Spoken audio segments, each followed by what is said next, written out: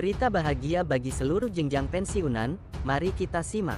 Ada baiknya pensiunan simak sampai selesai agar tidak ada kesalahpahaman dalam menanggapi berita ini. Kabar terbaru soal rencana pensiun PNS dapat 1 miliar rupiah, yuk simak. Jakarta, dilansir dari CNBC Indonesia, kabar pensiunan para pegawai negeri sipil PNS bisa mendapatkan 1 miliar tak kunjung menemukan titik terang.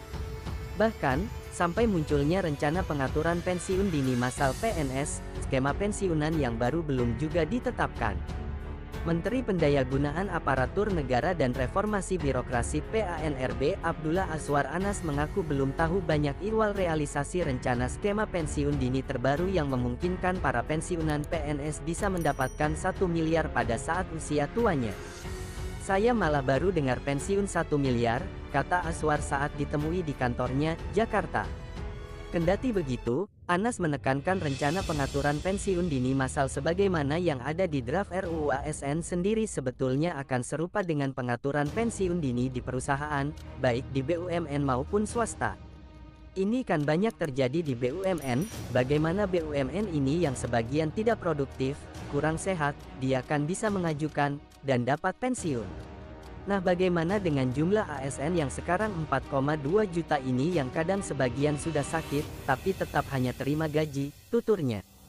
Menurut Anas, pengaturan pensiun dini itu pada dasarnya juga merupakan buah dari usulan para ASN, termasuk yang ada di daerah di samping DPR sendiri.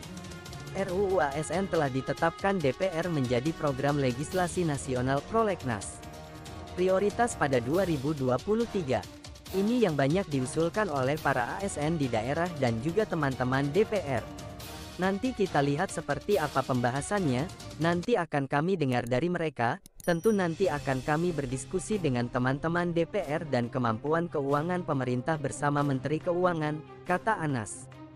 Dengan catatan terbaru ini, realisasi perubahan skema dana pensiunan pegawai negeri sipil PNS dari yang selama ini pay as you go menjadi fully funded hingga bisa mendapatkan total dana 1 miliar masih belum juga jelas. Direktur Anggaran Bidang Pembangunan Manusia dan Kebudayaan Direktorat Jenderal Anggaran Kemenkeu, Putut Hari Satyaka sebelumnya juga telah mengatakan hingga kini pihaknya masih gencar melakukan simulasi yang cukup panjang untuk mengubah skema pensiunan para PNS tersebut.